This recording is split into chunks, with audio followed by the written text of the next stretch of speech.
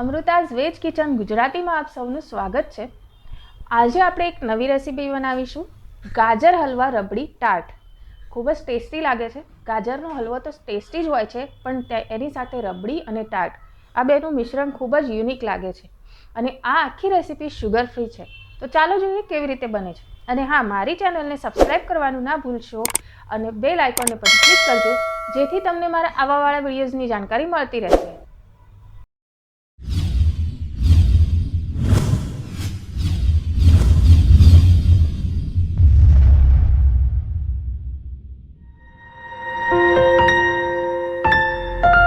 ગાજર હલવા રબડી ટાર્ટ બનાવવા માટે સૌ પ્રથમ આપણે ટાર્ટ બનાવીશું। તો અહીંયા મેં ઘઉંનો લોટ લીધો છે 2 કપ। સ્વાદ મુજબ મીઠું નાખીશું।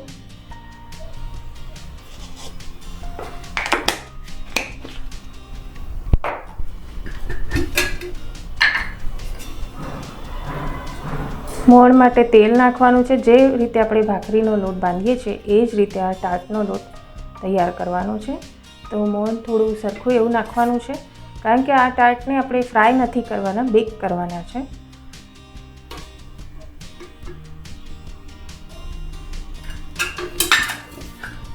આ બધાને આપણે સરસ મિક્સ કરી લઈશું।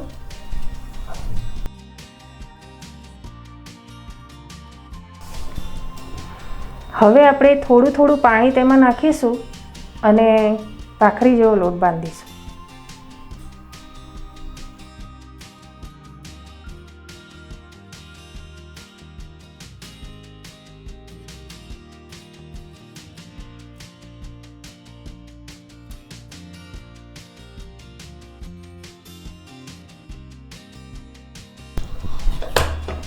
લોટ બાંધીને તૈયાર છે। આ રીતનો કાઠો લોટ હોવો જોઈએ। હવે આ લોટને આપણે થોડી વાર રેસ્ટ કરવા દઈશું। તો રબડી બનાવવા માટે આપણે અહીંયા 1 કપ મિલ્ક પાવડર લઈશું। આ શુગર ફ્રી મિલ્ક પાવડર છે। તેમાં 1/2 કપ દૂધ નાખીશું।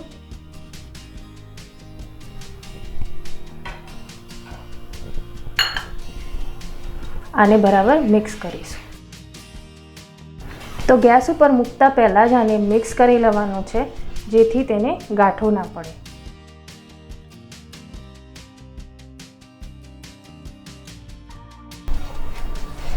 તો આ મિક્સ થઈ ગયું છે। હવે તેમાં 1 નાની ચમચી શુગર ફ્રી પાવડર નાખીશું। આ પૂરી રેસીપી આપણે શુગર ફ્રી બનાવીશું। ગાજરનો હલવો પણ અહીંયા શુગર ફ્રી જ બનાવવાનો છે। તો શુગર ફ્રી ગાજરના હલવાની રેસીપી મેં ઓલરેડી તમને મારા ચેનલ ઉપર બતાવી જ છે, તમે જોઈ શકો છો। હવે આ મિક્સ થઈ ગયું છે સરસ। આને આપણે થોડું ગરમ કરીશું। તો આને આપણે સતત હલાવતા રહીને ઉકાળી લઈશું। આમ તો જાડું જ છે, પણ થોડુંક હજી જાડું કરીશું। જો તમે આમાં દૂધ વધારે નાખો તો તમારે થોડી વાર વધારે એને ગરમ કરવું પડે। દૂધ ઓછું નાખો તો જલ્દી રબડી બની જાય છે। આ ઇન્સ્ટન્ટ રબડી છે। ઓરિજિનલ રબડી બનાવવામાં 3 થી 3.5 કલાક થાય છે। તો મિલ્ક પાવડરથી તમે ઇન્સ્ટન્ટ રબડી બનાવી શકો છો।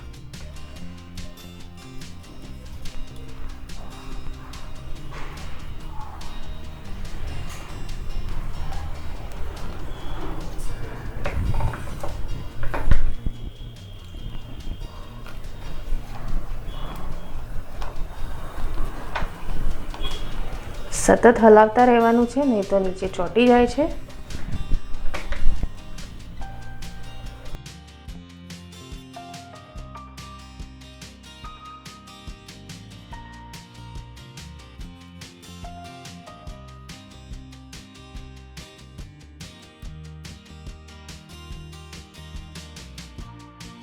આ સ્ટેજ ઉપર આપણે ગેસ બંધ કરી દઈશું અને રબડીને કાઢી લઈશું। તમે જોઈ શકો છો લોટ સરસ સેટ થઈ ગયો છે। હવે આપણે આને વણીને આને ટાર્ટ બનાવવાના છે। તો ટાર્ટ બનાવવા માટે અહીંયા મેં કપકેક મોલ્ડ લીધો છે અને તેને ઓઇલથી ગ્રીસ કરી લીધો છે। લોટનો એકદમ પૂરી જેવો નાનો ગોળો લઈશું અને આને વણી લઈશું।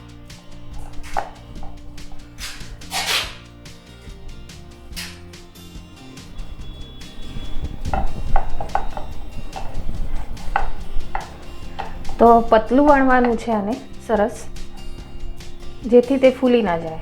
બેક જ કરવાનું છે, પણ બેક કરતી વખતે પણ ઘણી વાર ફૂલી જાય છે, તો આને પતલું વણવાનું છે.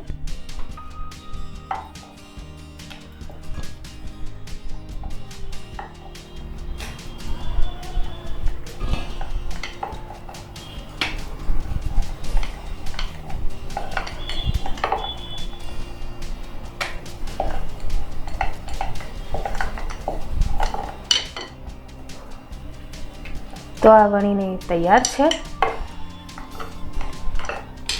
હવે આને નાના નાના એકદમ હોલ કરવાના છે, બહુ વધારે મોટા હોલ નથી કરવાના, જેથી એ ફૂલે નહીં.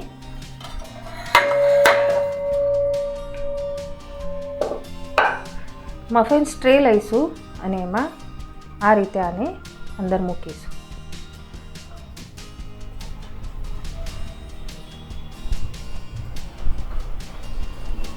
હવે અંદરથી એર ના રહેવી જોઈએ એ રીતે આને સરસ દબાઈ દેવાનું છે, સાઈડમાંથી પણ અને નીચેથી પણ.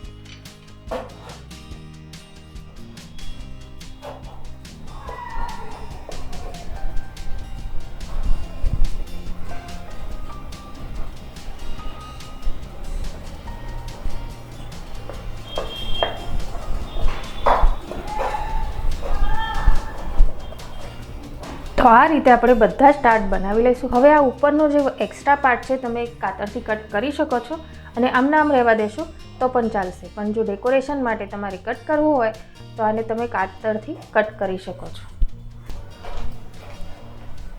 તો આ રીતે આપણે આને કાતરથી કટ કરી લઈશું. જે એક્સ્ટ્રા ઉપરનો પાર્ટ છે એ જ કટ કરવાનો છે.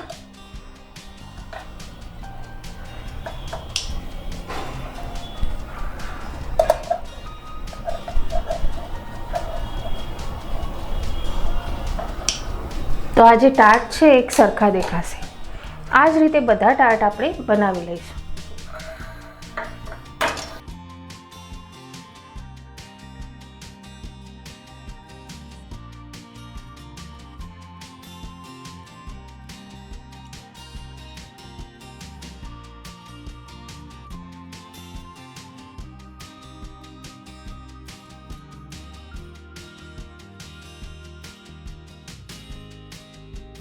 તો બધા જ ટાર્ટ આપણે તૈયાર કરી લીધા છે. હવે આપણે આને 180 ડિગ્રી પર 10 મિનિટ બેક કરીશું. ઓવન પ્રીહીટેડ હોવું જોઈએ. પ્રીહીટેડ ઓવનમાં 180 ડિગ્રી પર 10 મિનિટ આપણે આને બેક કરવાનું છે. તમે જોઈ શકો છો ખૂબ જ સરસ ટાર્ટ બનીને તૈયાર થઈ ગયા છે.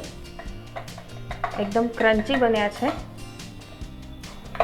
તો હવે આ ટાર્ટને આપણે એકદમ ઠંડા થવા દઈશું, પછી સર્વ કરીશું.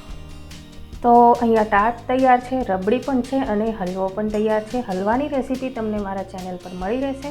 આ શુગર ફ્રી ગાજરનો હલવો છે, રબડી પણ શુગર ફ્રી છે. તો હવે આપણે આને સર્વ કરીશું.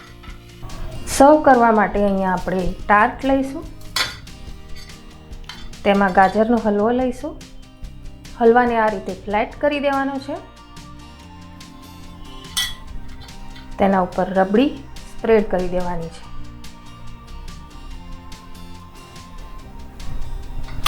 હવે ફરીથી તેના ઉપર હલવો સ્પ્રેડ કરીશું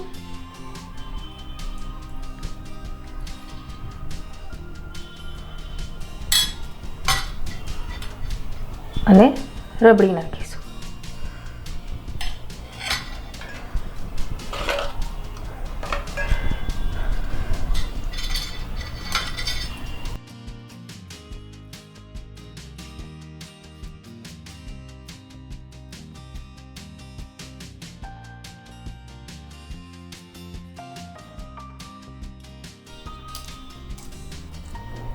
અને આપણે પિસ્તાથી ગાર્નિશ કરીશું.